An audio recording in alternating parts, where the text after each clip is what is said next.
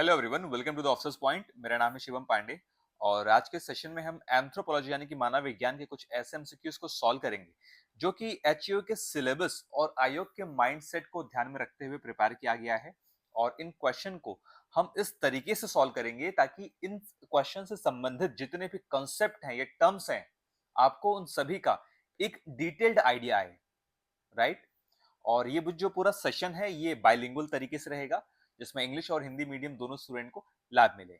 इसके साथ ही इसका जो पार्ट 1 है, बेसिकली ये पार्ट 2 है जो अभी हम डिस्कशन कर रहे हैं, और इसका जो पार्ट 1 इसे ऑलरेडी अपलोड कर दिया गया है, प्लेलिस्ट में जाके आप उन्हें देख सकते हैं।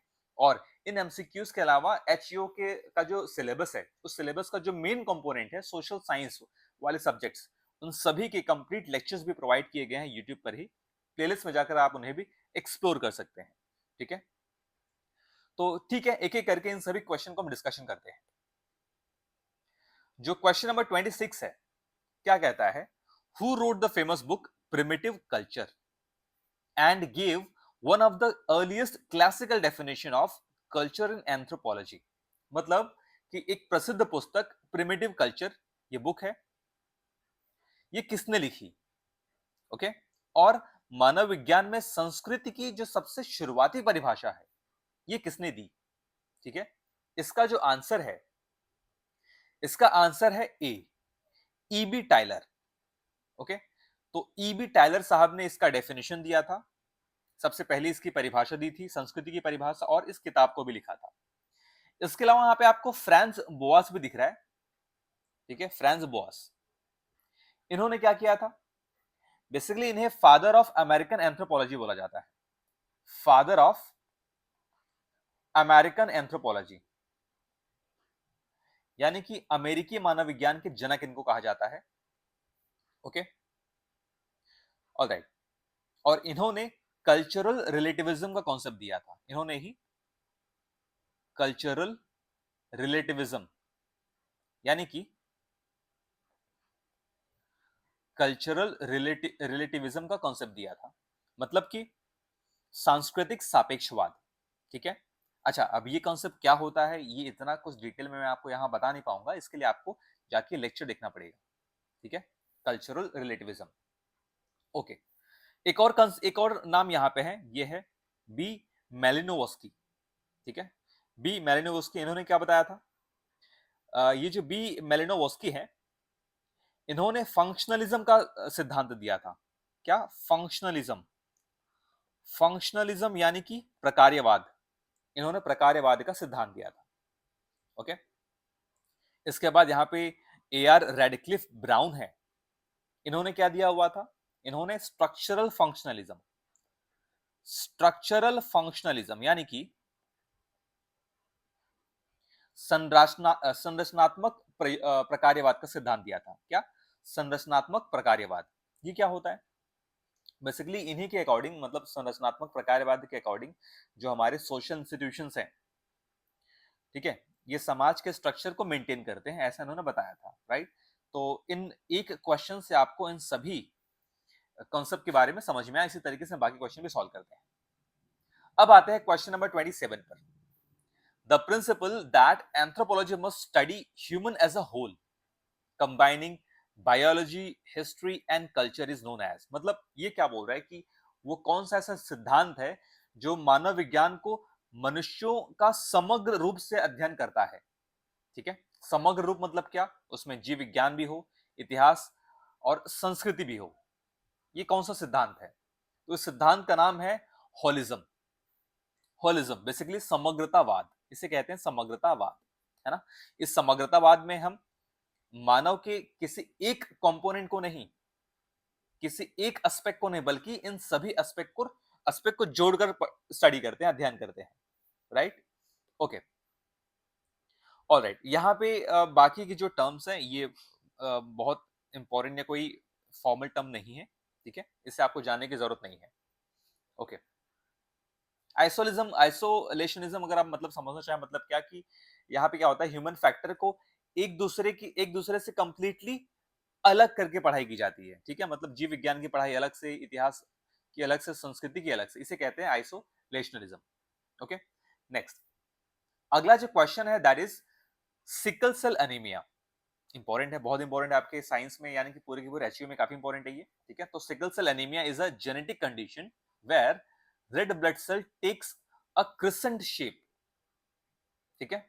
And this condition is most prevalent in populations exposed to, क्या कहता है ये जो सिकल सेल एनीमिया है, ये एक आनुवांशिक स्थिति है, सही बात है, राइट, जहां लाल रक्त कोशिकाएं अर्धचंद्राकार रूप ले लेती हैं, ठीक है। इसी क्वेश्चन में आपको ये दो फैक्ट पता चल गया कि जो सिकल सेल एनीमिया क्या होता है, ये एक आनुवांशिक बीमारी है, जिस बीमारी में जो लाल रक्त कणिकाएं होती हैं वो अर्धचंद्राकार रूप ले लेती हैं, ठीक है।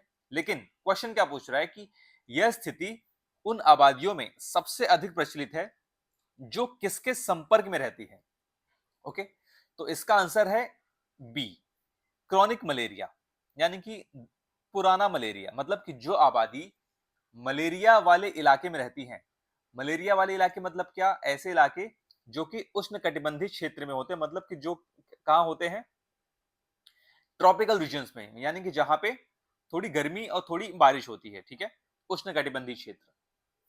तो इन इलाके में मलेरिया होने की संभावना बहुत ज्यादा होती है, और राइट, और उन एरियाज में लोगों को सिकल सेल एनीमिया होने की भी संभावना काफी ज्यादा होती है, ठीक है, ओके, ऑलराइट, आगे बढ़ते हैं। मतलब जिन लोगों में बेसिकली, जिन आबादियों में अगर सिकल सेल एनीमिया होता है, ठीक है, सिकल सेल एनीमिया होता है, उनके ब्लड के आरबीसी में मलेरिया पैरासाइट जल्दी पनप नहीं पाते हैं, ठीक है। नेक्स्ट, नेक्स्ट, तो यहाँ पे बेसिकली आप इसे मलेरिया, देखिए क्रॉनिक मलेरिया, यहाँ पे रीजन समझिए, क्रॉनिक मलेरिया वाले क्षेत्र, जिन क्षेत्र को आप कहते हो उष्ण कटिबंधीय क्षेत्र, उष्ण कटिबंधीय क्षेत्र। देखिए क्वेश्चन मैंने थोड़ा सा घुमा के पूछा हुआ है, अगर ऐसा कुछ आ जाए तो आपको कंफ्यूज नहीं होना है, ओके। मतलब ऐसा रीजन जो कि उष्ण कटिबंधीय हो, जिसे आप कहते हैं ट्रॉपिकल रीजन, और इन्हीं ट्रॉपिकल रीजन में मलेरिया होने की संभावना ज्यादा होती है बेसिकली, ठीक है, ओके। नेक्स्ट क्वेश्चन 29,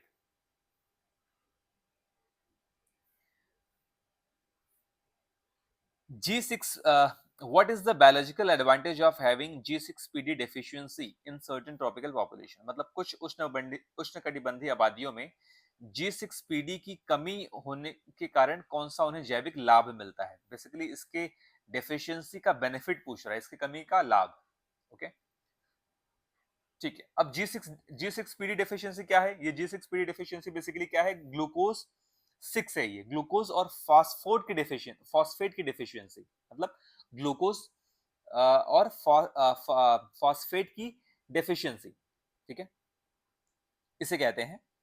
और जिस तरीके से मैंने आपको बताया कि जो सिकल सेल एनीमिया के पेशेंट होते हैं, इनको मलेरिया होने की संभावना बहुत कम होती है, राइट, ओके। उसी तरीके से ये जो पेशेंट है जिनमें G6PD की कमी होती है, उनमें भी मलेरिया होने की संभावना क्या होती है, कम होती है। तो इसका आंसर है B, protection against severe malaria, ठीक है। क्यों ऐसा होता है, क्योंकि इनकी आरबीसी इस तरीके से डिजाइन हो जाती है कि उसमें मलेरिया के जो पैरासाइट हैं, परजीवी हैं, वो मल्टीप्लाई ही नहीं कर पाते खुद को, मतलब वो खुद का ग्रोथ ही नहीं कर पाते हैं, इसीलिए इन पेशेंट को इसका लाभ मिलता है कि इनको मलेरिया नहीं होता जल्दी, ठीक है, ओके। नेक्स्ट, और ये G6PD क्या है, ये बेसिकली एक एंजाइम है, ठीक है, ये क्या है, एक एंजाइम है, ऑलराइट, ठीक है, आगे बढ़ते हैं। अच्छा, यहाँ पे एक और ऑप्शन है, प्रोटेक्शन अगेंस्ट ट्यूबरकुलोसिस, यानी कि टीबी, ठीक है। तो टीबी किसके वजह से होता है, इसका पैरासाइट क्या है, इसका ये बीमारी ये है, पैरासाइट है बैक्टीरिया बेसिकली, ठीक है, Mycobacterium tuberculosis, okay, alright. Next question number 30, which pathogen is responsible for causing kala azar as mentioned in the disease section, ठीक है। तो बेसिकली काला आजार के लिए कौन सा रोगजनक जिम्मेदार है, काला आजार मतलब किसके वजह से होता है? ओके, ठीक है, तो इसका जो आंसर है, इसका आंसर है बी, लिशमैनिया डोनावानी। लिशमैनिया डोनावानी नामक ये जो रोग जनक है, ओके, जो ये पैथोजन है, इसके वजह से क्या होता है? काला आजार होता है। ऑलराइट, बेसिकली जो लिशमैनिया डोनावानी है ये एक प्रोटोजोवन पैरासाइट है। ये भी इंपॉर्टेंट है, ये क्या है? एक प्रोटोजोवन है, या प्रोटोजोआ पैरासाइट है, या प्रोटोजोआ परजीवी आप इसे कहते हैं, जो कि काला आजार को कॉज करता है। अच्छा, ये होता कैसे है? ये एक फीमेल सैंड फ्लाई होती है, मतलब कि बालू मक्खी होती है, ओके, उसके काटने से फैलता है ये। ठीक है, एक मक्खी है, मक्खी काटेगी तो ये फैलता है, क्योंकि उस मक्खी के अंदर ये लिशमैनिया डोनावानी नाम का क्या होता है? पैथोजन होता है। ओके, अच्छा, इसमें होता क्या है? इसका सिम्टम क्या है? इसमें लगातार बुखार आता है, और लिवर और स्प्लीन ये बढ़ जाता है। ठीक है, और सीवियर एनीमिया हो जाता है, मतलब कि खून की कमी हो जाती है।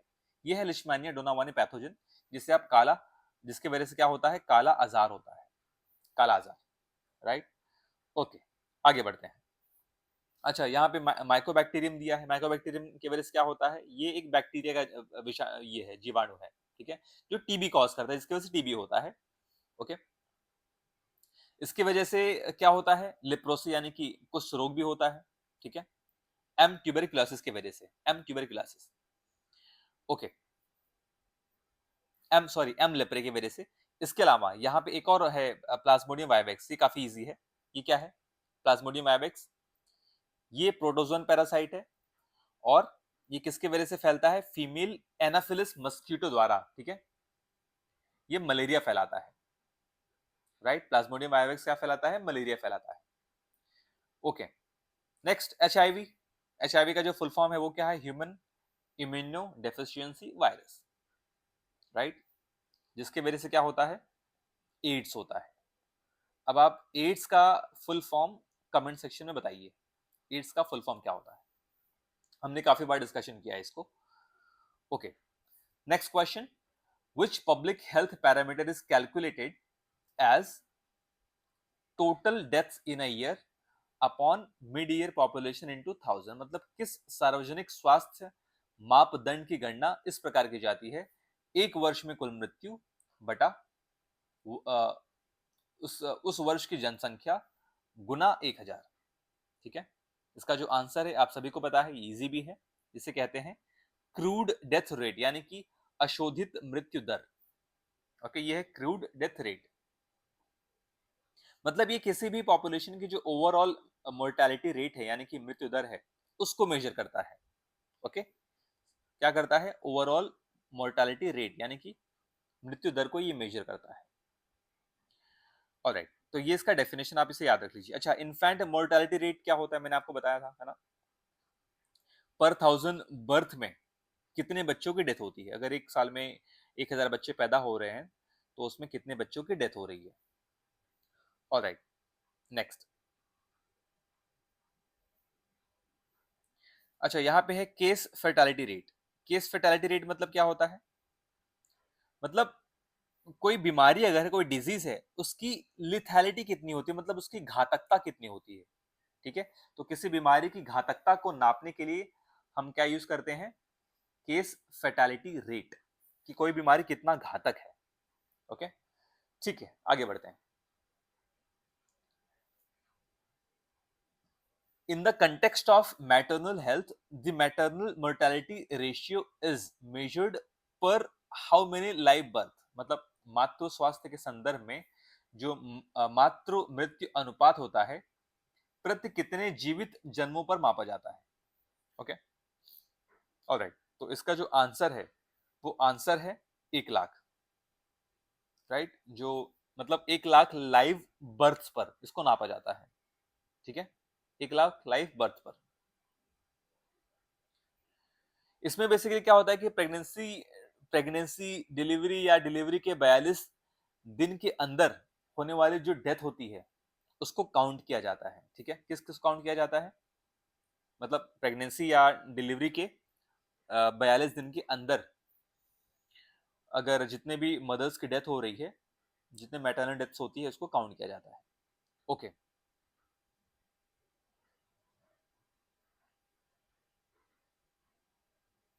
Next, when a disease is constantly present in a specific population or geographical area, it is termed as, यानी कि जब कोई बीमारी किसी विशिष्ट आबादी या भौतिक क्षेत्र में निरंतर मौजूद रहती है तो उसे क्या कहा जाता है, ऐसी बीमारी को क्या कहते हैं? तो इसका आंसर क्या है? इसका आंसर है एंडेमिक। ठीक है, यानी कि स्थानिक। समझते हैं क्या है ये एंडेमिक क्या होता है? जब कोई डिजीज किसी स्पेसिफिक रीजन या कम्युनिटी में हमेशा एक बेस लाइन लेवल बना लेता है। ठीक है, मतलब एक सामान्य स्तर बना लेता है।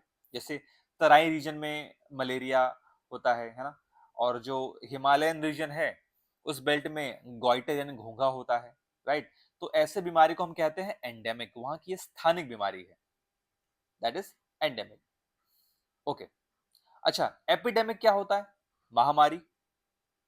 जब किसी एरिया में जो बीमारी के केसेस हैं उसमें सडन और एक्सपेक्टेड लेवल से बहुत ज्यादा बढ़ जाए। ठीक है, अगर वहां से एक्सपेक्टेड लेवल से, जहां पे ऐसा होता है कि चलो इस एरिया में सिर्फ 100 ही ये केस मिलेगा, लेकिन उन 100 के बदले बहुत ज्यादा 1000 2000 केसेस आने लगते हैं, उसे हम कहते हैं एंडेमिक हुआ है वहां पे, यानी कि महामारी हुआ है। ठीक है, अच्छा, पेंडेमिक क्या होता है?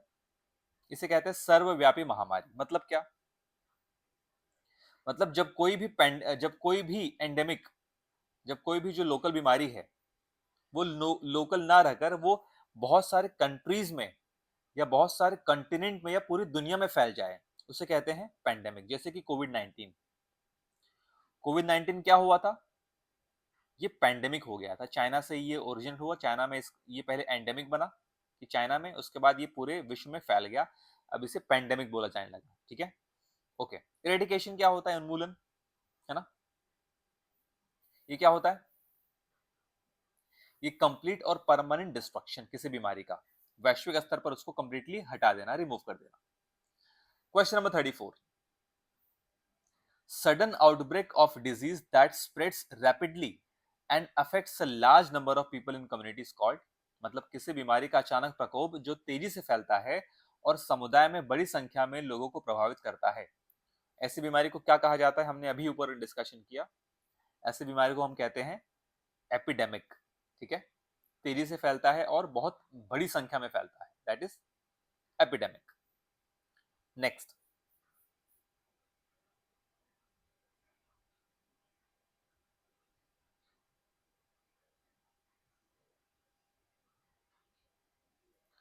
What does WHO define as low birth weight for a newborn baby? मतलब WHO एक नवजात शिशु के लिए कम वजन किससे परिभाषित करता है? मतलब अगर कोई शिशु पैदा हो रहा है तो वो लो वेट है, उसका उसका वजन जरूरत से बहुत कम है, तो कितने वजन को कितने वजन को बोला जाता है लो वेट?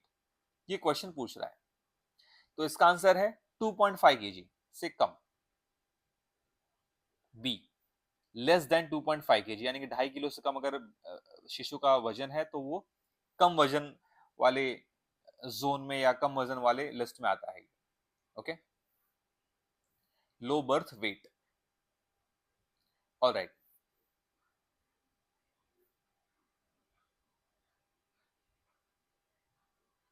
बेसिकली अच्छा, ये प्रॉब्लमेटिक क्यों है? क्योंकि जो लो बर्थ वेट होता है, ये आप ये समझिए कि मैटरनल माल नरिशमेंट, माल न्यूट्रिशन, मतलब मदर जो थी वो कुपोषित थी, जिसकी वजह से बेबी का वेट कम है, या मदर को एनीमिया था, मतलब उनको खून की कमी थी। ठीक है, यानी कि बाकी सारे जो हेल्थ रिलेटेड डिजीज थे, इश्यूज थे, वो उनको था। इसके वजह से बेबी का वेट कम है, जरूरत से ज्यादा कम है। ठीक है, जिसकी वजह से क्या होता है? नियोनेटल मोर्टेलिटी रेट का रिस्क बढ़ जाता है, मतलब नवजात मृत्यु दर का खतरा बढ़ जाता है कि उस बच्चे के सरवाइव करने की संभावना थोड़ी कम रहती है। ठीक है, alright. Question number 36, M N blood group system में M phenotype.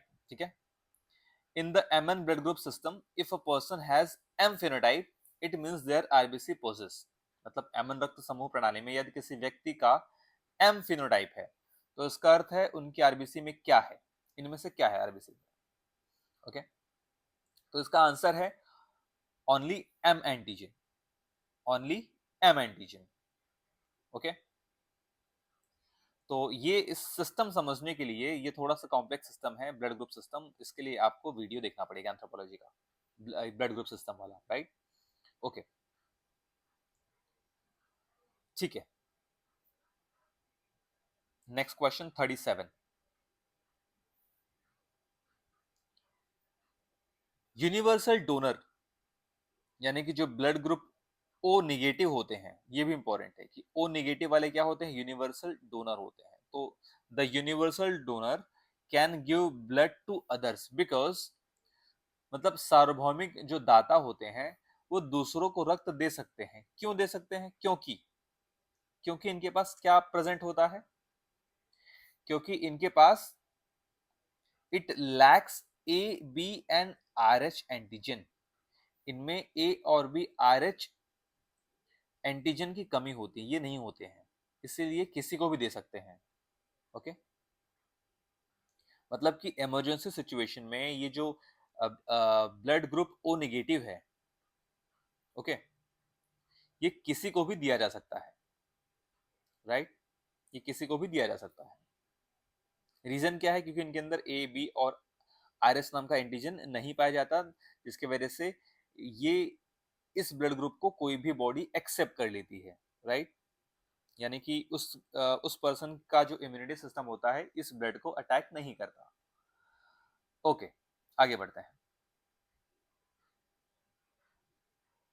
Question number 38, global outbreak of a disease Covid 19, जिसे आप स्पेनिश फ्लू भी कहते हैं, ठीक है, कौन सा शब्द किस बीमारी के बेसिकली कौन सा शब्द किसी बीमारी के वैश्विक प्रकोप का वर्णन करता है, जैसे कोविड 19 का स्पेनिश फ्लू? ये क्या है, कौन सा टर्म है? क्योंकि ये ग्लोबल आउटब्रेक था, है ना, हमने ऊपर ऑलरेडी देखा। इसे क्या बोलते हैं? ये है pandemic. Okay, is it there? हाँ, ऑप्शन बी, इसे पैंडेमिक कहा जाता है। Next.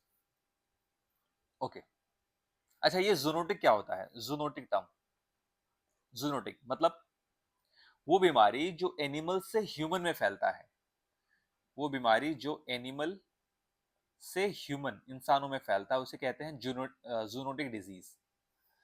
Okay, next. Question number 39, in public health primary prevention aims to, मतलब सार्वजनिक स्वास्थ्य में प्राथमिक रोकथाम का लक्ष्य क्या है? प्राथमिक रोकथाम का लक्ष्य क्या है? इसका आंसर है B, prevent the onset of disease before it occurs. Example क्या है? वैक्सीनेशन, ये इंपॉर्टेंट है, मतलब कि बीमारी होने से, ठीक है, बीमारी होने से पहले इसका रोकथाम। रोकथाम कैसे होता है? वैक्सीनेशन करके, वैक्सीन लगा के, मतलब अगर आपने वैक्सीन लगवा लिया है तो आपको कोविड 19 नहीं होगा, राइट। ओके, यानी कि डिजीज स्टार्ट होने से पहले ही उसके रिस्क फैक्टर को खत्म कर देना, एलिमिनेट कर देना। ऑलराइट, ये तो प्राइमरी प्रिवेंशन हुआ, है ना, प्राथमिक रोकथाम हुआ ये। तो सेकेंडरी प्रिवेंशन क्या होता है वो समझते हैं, जिसे आप कहते हैं द्वितीयक रोकथाम। द्वितीयक रोकथाम क्या होता है? मतलब कि डिजीज के जो अर्ली स्टेज होते हैं, मतलब शुरुआती दौर में ही क्या कर लेना, उसको पता कर लेना, जांच करके उसका पता कर लेना और उसका ट्रीटमेंट शुरू कर देना, इसे कहते हैं द्वितीयक रोकथाम।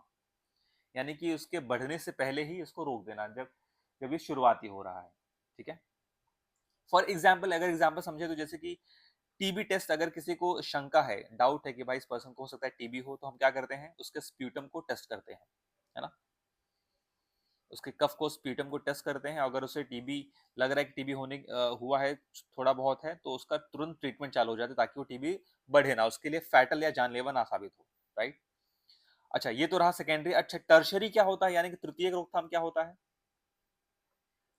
मतलब जो एग्जिस्टिंग डिजीज है, जो बीमारी हो चुकी है, अब उस बीमारी के जो कॉम्प्लिकेशंस हैं उसको कम करना, राइट, उसको कम करना, जिसे कहते हैं तृतीयक रोकथाम।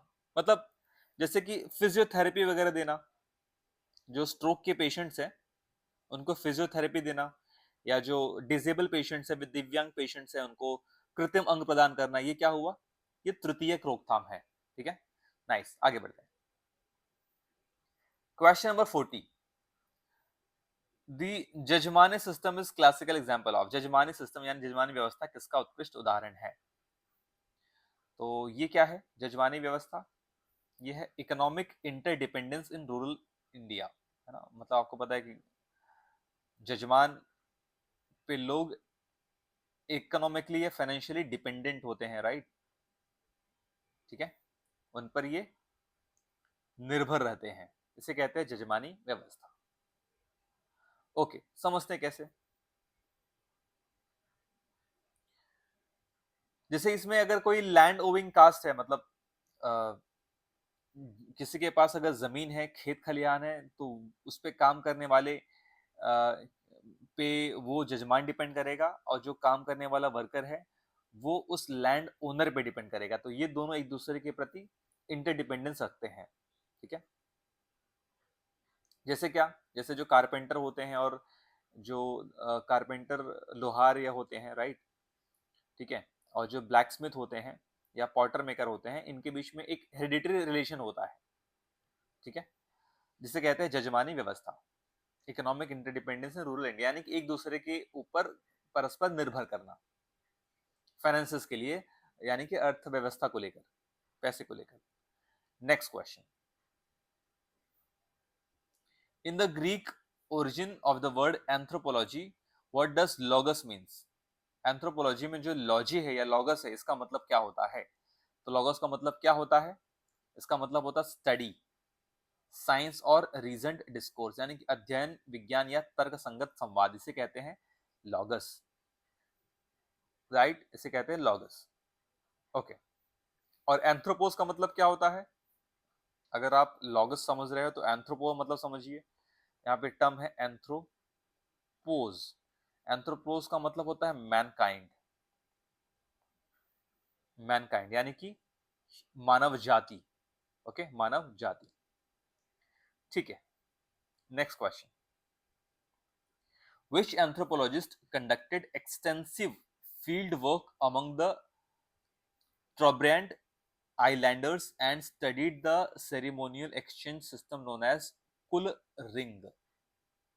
ठीक है, काफी डिफिकल्ट एंड कॉम्प्लेक्स क्वेश्चन है, और आई डोंट थिंक सो कि इतना डिफिकल्ट लेवल का क्वेश्चन ये पूछा जाएगा, बट फिर भी हम देख लेते हैं।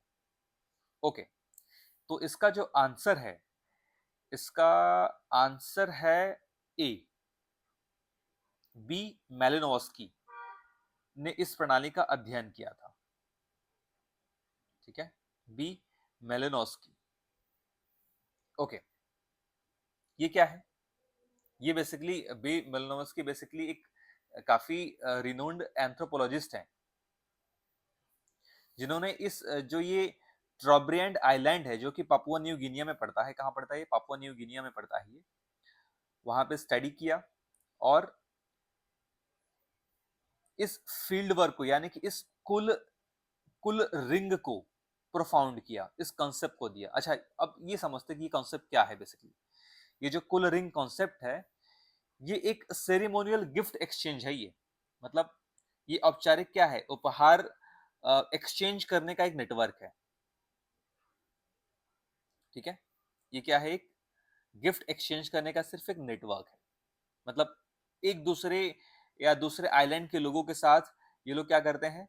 आइटम्स एक्सचेंज करते हैं। ओके, जैसे क्या कि एक शेल मतलब आप ये समझ लो कि जो घेंगा होता है या जो कौड़ी होती है, इसका नेकलेस बनाकर सामने वाले को देते हैं, बदले में सामने वाला इनको क्या देगा? शंख दे दिया फॉर एग्जाम्पल। ठीक है, या तो कोई ऐसा दूसरा कोई गिफ्ट दे दिया। इस गिफ्ट एक्सचेंज करने की इस नेटवर्क को हम कहते हैं कुल रिंग। ओके, इसे किसने दिया था? बी मेलिनोवस्की ने दिया था। सिर्फ आपको इतना ही समझना है। Next, question number 43, in social anthropology, the social practice where a man marries the widow of his deceased brother is known as, मतलब क्या कि सामाजिक मानव विज्ञान में वह सामाजिक प्रथा जिसमें एक पुरुष अपने मृत भाई की विधवा से विवाह करता है, वो प्रथा क्या कहलाती है? ये वेरी इंपॉर्टेंट क्वेश्चन। ठीक है, वो प्रथा क्या कहलाती है? उस प्रथा को कहते हैं लेवरेट, लेविरेट। ठीक है, दैट इज लेविरेट, यानी कि देवर विवाह। ओके, ये बेसिकली लेविरेट मतलब ये एक लैटिन वर्ड है, यानी कि लेवरेट का मतलब क्या होता है? हस्बैंड का ब्रदर। ओके, ठीक है, मतलब इसमें अगर पति का डेथ हो जाता है तो वो महिला क्या करती है? अपने देवर से विवाह कर लेती है, जिससे क्या होता है? सोशल सिक्योरिटी बनी रहती है, राइट? ऐसा इनका मानना है, ताकि फैमिली की जो प्रॉपर्टी है, लीनिएज है और चिल्ड्रन है, इन सब की सोशल सिक्योरिटी बनी रहे। अच्छा, नाउ एक और टर्म है सोरोरेट। ये क्या होता है? ये होता है साली विवाह। ठीक है, अगेन ये भी एक लैटिन वर्ड है, सोरोरर। सोरोरर एक्चुअली सोरोरर, इसका मतलब होता है सिस्टर इन लॉ। सॉरी, इसका मतलब होता है सिस्टर। सोरोरर का मतलब होता है सिस्टर। मतलब क्या इसमें होता है कि जब जो ये हस्बैंड होता है, अगर उनकी पत्नी अगर वो पत्नी की डेथ हो जाती है, या तो उनसे अगर बेबी नहीं पैदा होता है, बच्चा नहीं पैदा होता है, तो हस्बैंड क्या करता है? अपनी वाइफ की, अपनी पत्नी की बहन से विवाह कर लेता है। ठीक है, ओके। एक्सोगैमी क्या होता है? बहिर्विवाह बेसिकली, है ना? अपने स्पेसिफिक सोशल ग्रुप में या अपने ग्रुप्स, अपने विलेज से या अपने मतलब कम्युनिटी से बाहर विवाह करना। ठीक है, और हाइपरगैमी क्या होता है? अनुलोम विवाह। अनुलोम विवाह क्या होता है? यहाँ पे हायर कास्ट और लोअर कास्ट में शादी करना, जिसे कहते हैं हाइपरगैमी। नेक्स्ट, आगे बढ़ते हैं। Question number 44, fraternal polyandry is a traditional marriage customs famously observed in which Indian tribe? तो ये फ्रैटर्नल पॉलीएंड्री कहाँ होता है? जो भ्रातृ बहुपत विवाह, जहां दो या दो से अधिक भाई एक ही पत्नी से शादी करते हैं। ये किस भारतीय जनजाति में ये प्रसिद्ध रूप से देखा जाता है? ये एक पारंपरिक विवाह है। ठीक है, दैट इज फ्रैटर्नल पॉलीएंड्री। ये कहाँ है? ये टोडा, टोडा जनजाति में ये काफी पॉपुलर है। टोडा, टोडा कहाँ पाए जाते हैं? ये नीलगिरी हिल्स में, नीलगिरी हिल्स, यहाँ ये पाए जाते हैं, मतलब बेसिकली तमिलनाडु में। नीलगिरी हिल कहाँ है? तमिलनाडु में। ठीक है, ये वहाँ की एक पैस्टोरल ट्राइब है, मतलब पशुपालक जनजाति है, जो कि फ्रैटर्नल पॉलीएंड्री यानी कि भ्रातृ बहुपति विवाह में बिलीव करती है। ओके, जहाँ पे एक ही, जहाँ पे मल्टीपल ब्रदर्स क्या करते हैं? उनकी कॉमन वाइफ होती है। ठीक है, okay. Next,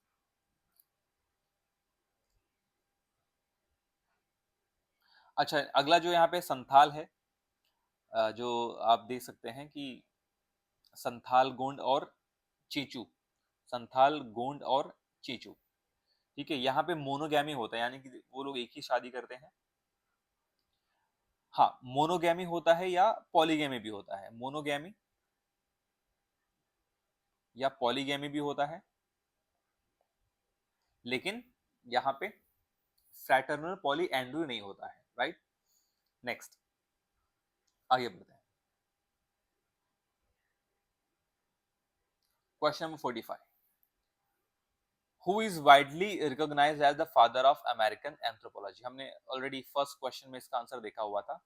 father of American anthropology and introduce the theoretical concept of historical particularism, मतलब किसे किसे व्यापक रूप से अमेरिकी मानव विज्ञान का जनक कहा जाता है, और जिन्होंने ऐतिहासिक विशिष्टतावाद की सैद्धांतिक अवधारणा पेश की है? इसका आंसर क्या है? हमने देखा था French Bose, right? France Bose.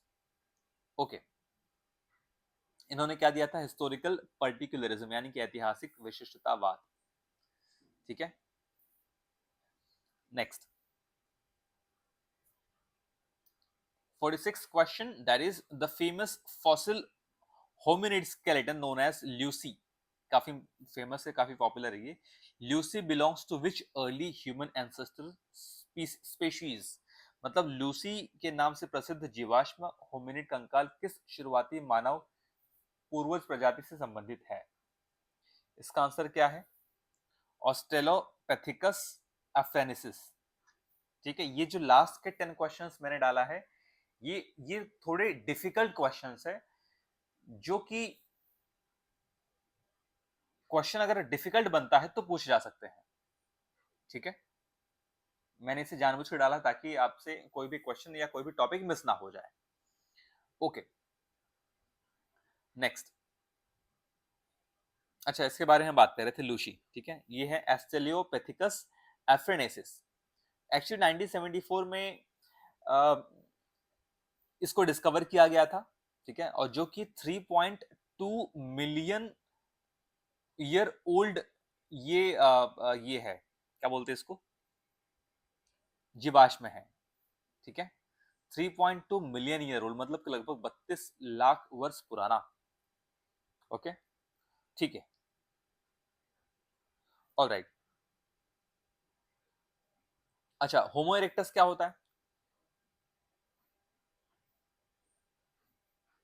ये वही क्या है, होमिनिड है, यानी कि बेसिकली ये होमिनिड है जिसने आग, यूज ऑफ फायर की शुरुआत किया था, use of fire, homo erectus.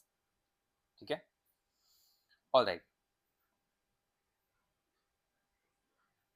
अगला है होमो हैबिलिस। ये क्या है? इन्हें आप हैंडीमैन कहते हो। हैंडीमैन यानी कि कुशल मानव।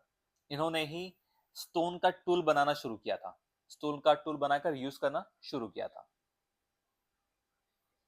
ओके, एंड अगला है निएंडरथल। ये क्या है?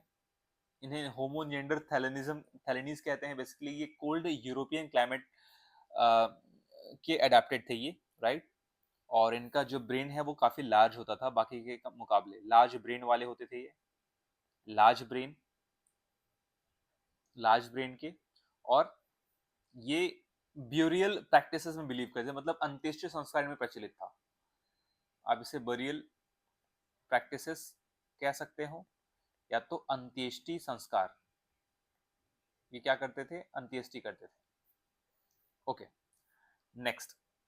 Who developed the theory of structural anthropology, analysing cultural phenomena like myths and kinship through binary opposition, मतलब संरचनात्मक मानव विज्ञान का सिद्धांत किसने विकसित किया था? क्वेश्चन इन शॉर्ट ये पूछ रहा है। ओके, तो इसका आंसर क्या है? Claude Levi Strauss. Claude Levi Strauss क्या है समझते हैं। ये जो क्लॉड लेवी स्ट्रॉस है बेसिकली फ्रेंच एंथ्रोपोलॉजिस्ट हैं ये। ठीक है, इन्होंने ही स्ट्रक्चरलिज्म यानी कि संरचनावाद का सिद्धांत दिया था। ओके, अच्छा, इसमें एक टर्म यहाँ पे आपको दिख रहा है विच इज किधर गया, बाइनरी, है ना।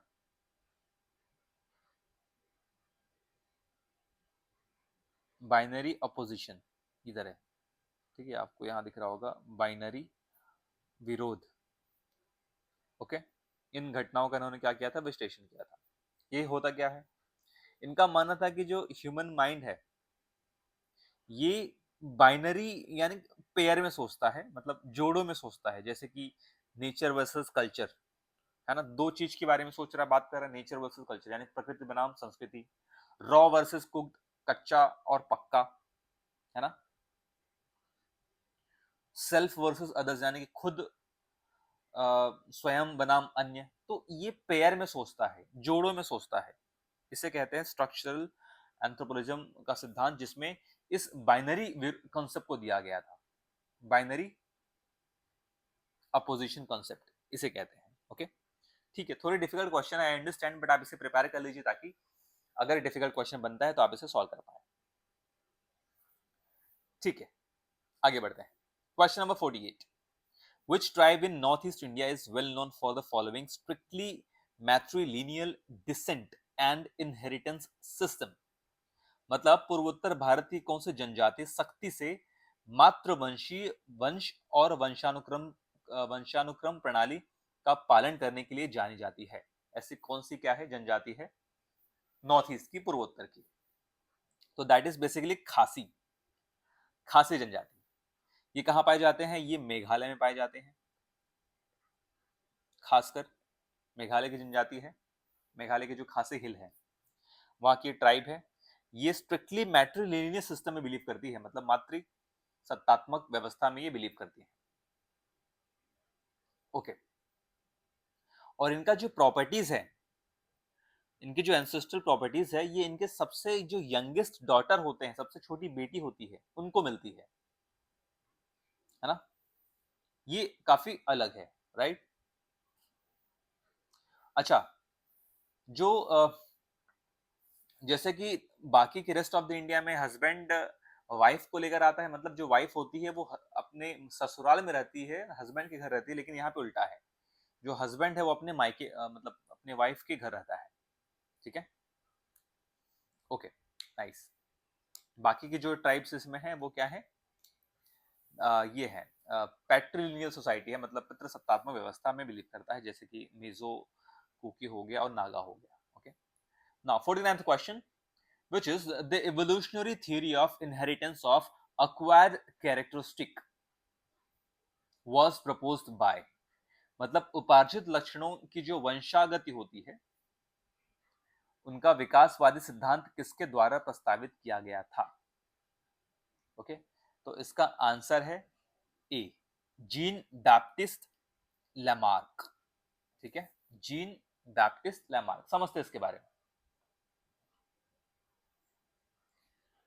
ये बेसिकली ये इन्होंने लैमार्कवाद का सिद्धांत भी दिया था, लैमार्कवाद का सिद्धांत। ओके, ठीक है, इतना डिटेल में हम इसे नहीं कवर करेंगे, मतलब इसकी जरूरत भी नहीं है। ओके, इनकी कोर प्रिंसिपल क्या थी इसमें, क्या इनका मतलब कॉन्सेप्ट था, इन्होंने क्या दिया था सिद्धांत में? मतलब use of disuse of organs, मतलब अंगों का जो उपयोग और अनुप्रयोग के बारे में इन्होंने बताया है। मतलब इन्होंने ऐसा कहा कि भाई जिन अंगों का आप जितना ज्यादा उपयोग करोगे वो उतना ज्यादा डेवलप होगा, है ना। और जिन अंगों का आप अनयूज करोगे, मतलब यूज नहीं करोगे, वो क्या होगा, धीरे धीरे खत्म होने लगेगा।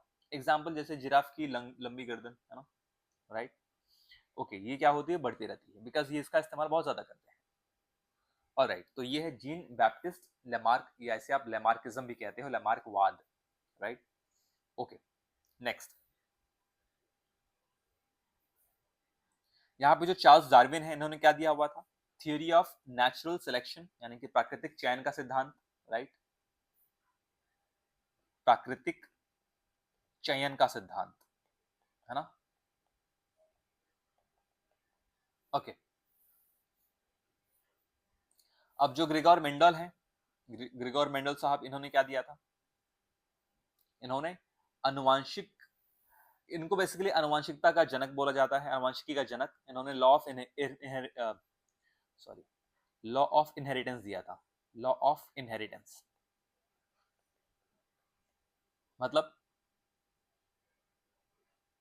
ओके, ठीक है, लॉ ऑफ इनहेरिटेंस दिया हुआ था, मतलब जेनेटिक्स का बेसिकली सिद्धांत दिया था कि एक जनरेशन से दूसरे जनरेशन में हमारे जो ट्रेट्स होते हैं वो ट्रांसफर होते हैं। ठीक है, ओके, ठीक है। और ये जो ह्यूगो डी वेरीज है, ह्यूगो डी वेरीज, इन्होंने क्या दिया हुआ था यहाँ पे? म्यूटेशन का थ्योरी दिया था। म्यूटेशन, म्यूटेशन मतलब कि सडन चेंज, है ना। म्यूटेशन का थ्योरी यानी कि उत्परिवर्तनवाद का सिद्धांत, उत्परिवर्तन का सिद्धांत प्रपोज किया था, यानी कि तुरंत बदलाव। म्यूटेशन मतलब कि तुरंत सडन चेंज को हम म्यूटेशन कहते हैं। तो ये रहा हमारा 49th question. Now we come to the last question of the session, which is Lewis Henry Morgan in his famous book Ancient Society divided human cultural evolution into three sequential stages। ये तीन stage क्या है? मतलब क्या कि जो Louis Henry Morgan है, इन्होंने अपनी प्रसिद्ध बुक एंशिएंट सोसाइटी, ये भी काफी इंपॉर्टेंट है कि इस बुक को किसने दिया था, ये किसकी बुक है? एंशिएंट सोसाइटी में मानव सांस्कृतिक विकास को तीन क्रमिक चरणों में विभाजित किया था। वो तीन क्रमिक चरण क्या है वो पूछ रहा है। तो इसका आंसर क्या है? फर्स्ट है सेवेजरी, बार्बरिज्म एंड सिविलाइजेशन, मतलब सबसे पहले हम जंगल में रहते थे, सैवेजरी जिसे आप कहते हो, उसके बाद बर्बरता या बार्बरिज्म आप कहते हो, बाद में हम सभ्य हुए। ठीक है। सेवरिज्म बेसिकली क्या है? जंगलीपन, मतलब हम शिकार करते थे, हंटिंग करते थे, फूड गैदरिंग करते थे, हमने फायर का डिस्कवर किया है, आग आग का खोज किया, तीर और कमान के